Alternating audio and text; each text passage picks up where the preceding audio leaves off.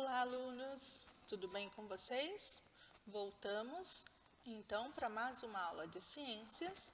Hoje nós faremos a correção do ler e escrever, ampliando o repertório, atividade 3D, páginas 211 e 212.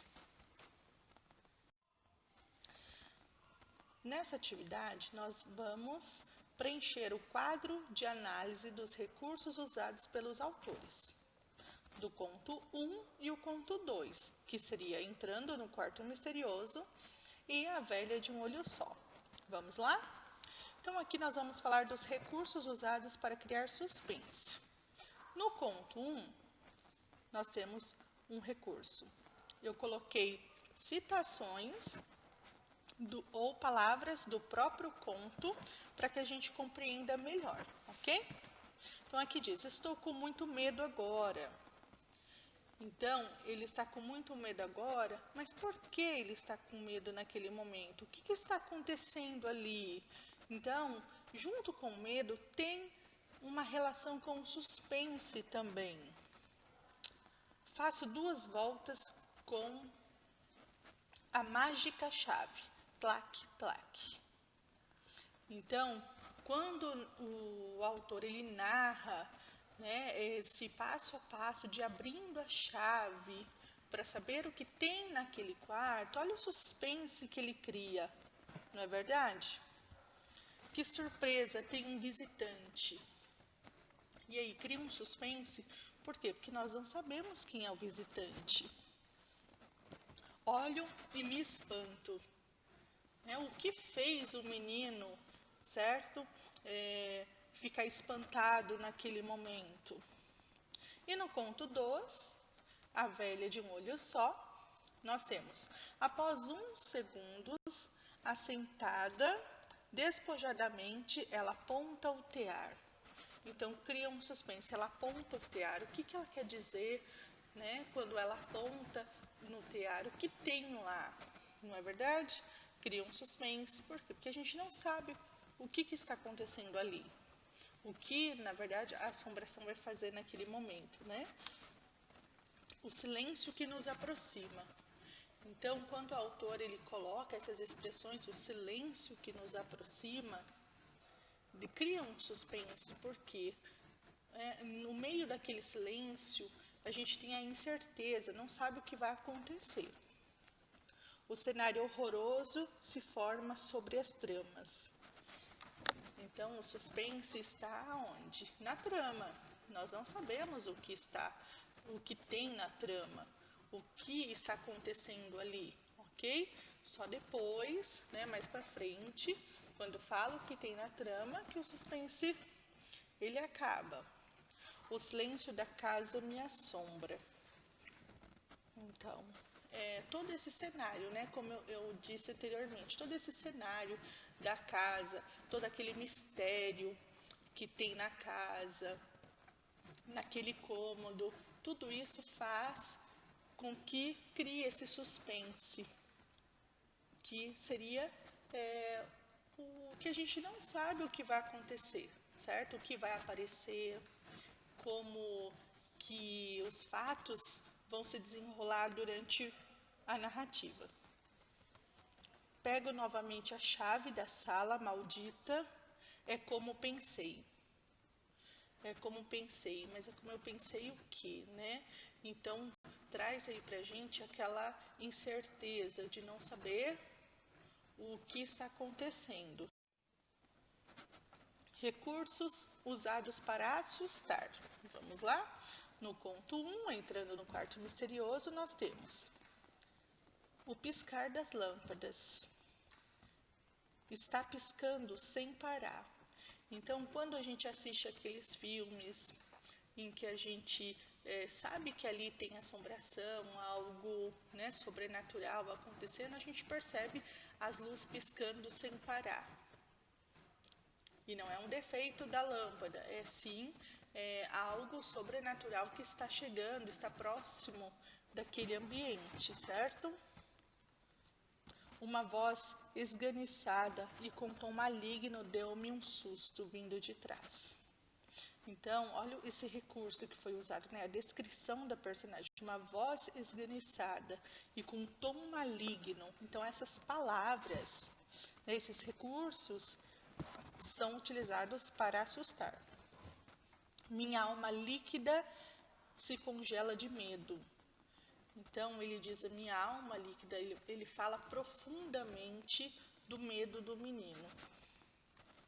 No conto A Velha de um Olho Só, nós temos a descrição da assombração no livro. Então, no próprio livro, só dele falar para a gente como é a assombração, eu não coloquei aqui, mas ele descreve a assombração com muitos detalhes que causam medo, que assustam. Percebo o rosto assustado de vários outros garotos e garotas desenhados pelo algodão. Então, nessa parte, quando ele mostra, né, no tear, nas tramas do tear, o rosto dos outros meninos, certo? Foi um recurso também utilizado para assustar. Quando ele diz sala maldita, criatura maligna, sou surpreendido por Eurípides, também é um recurso utilizado para assustar. Foi um elemento surpresa que aconteceu no momento, né, de todo aquele suspense. Recursos usados para a descrição dos personagens. Então, no conto 1, nós temos o menino, que ele diz, estou sossegado. Minha alma líquida se congela de medo. Então, no conto 1 não tem tanta descrição dos personagens, certo? Mas ele diz um pouquinho do menino, que ele está sossegado, ele fala da alma dele. E temos, no conto 2, A Velha de um Olho Só, diz assim, 2 metros de altura, rosto mau, poucos dentes e os que tem são roxos, esguia e fina como com a cabeleira desfiada, poucos fios de cabelo, corpo esquelético, criatura maligna, hálito antigo, olhos negros e sem vida.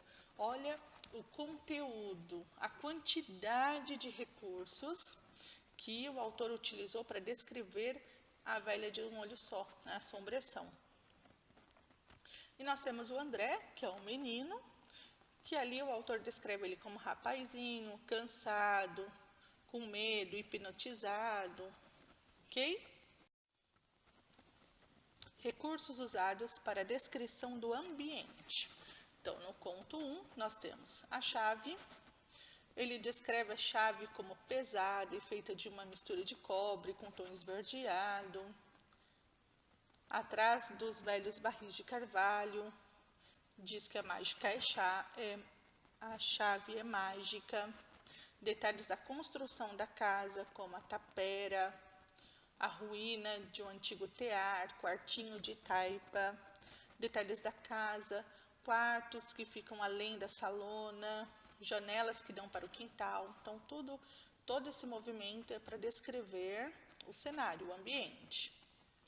O quarto trancado. Então, só do quarto, olha a quantidade de recursos que o autor utilizou para descrever esse ambiente. Vamos ver? Sons da fechadura de ferro, cheiro de lugar fechado, acendedor bem antigo, dependurado por um fio preto, muitas teias de aranha, formando um chale grotesco. Não há nhá só para eu elogiar o trabalho da fiação. Então, aqui descreve que a fiação é ruim. Forro de palhinha trançada.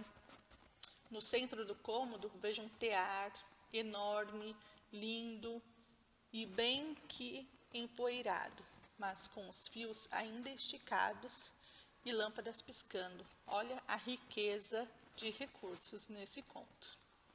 Agora, no conto 2, nós temos o mobiliário rústico daquele quarto, cômodo muito isolado do resto da casa. Quando estou a salvo na cozinha, além da despensa e do quarto mal assombrado do tear, dirijo-me à salona de visitas. Então, olha, num único parágrafo, olha a quantidade de recursos. O silêncio da casa me assombra. Então, ele fala do silêncio da casa. Abro a sala maldita, então fala da sala que é maldita. Escancar a única janela do cômodo. Então, aqui ó, o detalhe, a única janela. E agora os recursos usados para marcar o tempo. Então, no conto 1 nós temos velhos barris. Então, o velho se remete a coisas antigas. Antes de o sítio, então ele fala que antes do sítio existir, o que tinha, também está falando do passado. Quando o meu avô, então a palavra quando também é usada para marcar o tempo. Muito tempo atrás também. Atualmente marca, né, o presente. Passado, hoje, esta noite, ainda, velho, ditado. Então, todas essas palavrinhas, elas são utilizadas para marcar, para fazer marcação do tempo no texto. No conto 2, nós temos, já se passam das 3 da madrugada, respira o ar da madrugada, então fala bastante da madrugada, ok? Momento da pesquisa. Então, dando continuidade à atividade, nós teríamos o momento da pesquisa, que seria a leitura de alguns contos e a construção do glossário. Então, isso nós já fizemos na aula anterior, que foi a construção do glossário. Expliquei para vocês como deveria ser feita essa construção. Esse momento da pesquisa não tem como a gente fazer correção. Por quê? Porque cada aluno leu um conto e vocês fizeram um glossário. Então, terão palavras diferentes de um glossário para o outro, porque exatamente por ser uma pesquisa. Então, uma pesquisa onde vocês teriam que escolher um conto e fazer a leitura, colocar o título do conto, o autor e fazer o glossário com as palavras, ok? Então, aqui termina a nossa correção da atividade de hoje. Espero que eu tenha eliminado algumas dúvidas de vocês. Qualquer outra dúvida que tenham, é só entrar em contato com a gente. Não esqueçam de fazer a correção no livro, ok? Até a próxima aula. Tchau, tchau.